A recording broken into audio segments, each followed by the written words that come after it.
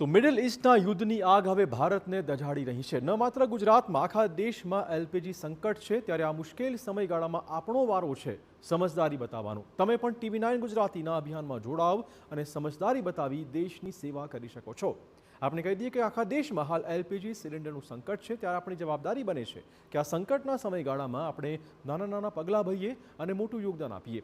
હાલ દેશમાં ગેસની અછત છે, ત્યારે આપણે રસોઈમાં કેટલીક એવી ટિપ્સ અપનાવી શકીએ જેના દ્વારા આપણે રાંધણ ગેસની બચત પણ કરી શકીએ। એટલું જ નહીં, દેશની સેવા પણ કરી શકીએ।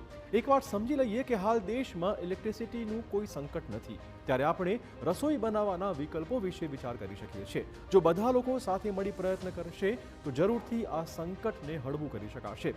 ગેસ બચાવો અભિયાન દ્વારા આપણે દેશને આ મોટા સંકટમાંથી બહાર લાવવામાં મદદરૂપ બની શકીશું। તો ગેસ સંકટમાંથી પસાર થતા દેશને મદદરૂપ બની ફરજ નિભાવીએ। આપણે કહી દઈએ કે રાંધણ ગેસનો ઉપયોગ જરૂર પ્રમાણે જ કરીએ। રાંધણ ગેસ બિલકુલ વેડફાય નહીં, તેનું સંપૂર્ણપણે ધ્યાન રાખવું આપણી ફરજ છે। અત્યારે જેમની પાસે વિકલ્પો છે તે ઇલેક્ટ્રિક સ્ટવનો પણ ઉપયોગ કરી શકે તેમ છે। ઇન્ડક્શન સ્ટવ કે પછી માઇક્રોવેવમાં ભોજન બનાવી ગેસ બચાવી શકાય તેમ છે। ઝડપથી બની જાય તેવી વાનગીઓને પ્રાધાન્ય આપવું હાલમાં જરૂરી છે, અને જરૂર ન હોય ત્યાં સુધી સિલિન્ડરનું બુકિંગ પણ ન કરાવો।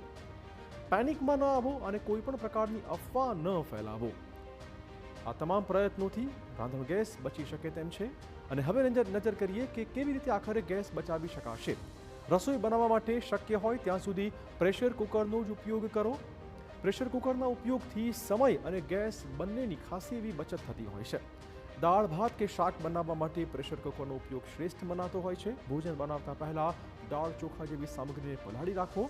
પલળેલું અનાજ ઝડપથી બફાઈ જશે અને ગેસ પણ ઓછો વપરાશે।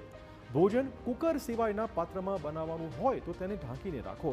ઢાંકીને ભોજન બનાવવાથી લગભગ 20% ગેસની બચત થતી હોય છે। રસોઈ ધીમા તાપે જ બનાવો, તેનાથી લગભગ 25% સુધી ગેસ બચતો હોય છે। સ્ટવનું બર્નર ગંદુ ન હોય તેનું વિશેષ ધ્યાન રાખો, જેથી ગેસ બરબાદ ન થાય। તો આવા પગલાં એ રાંધણ ગેસની બચત કરી શકે તેમ છે।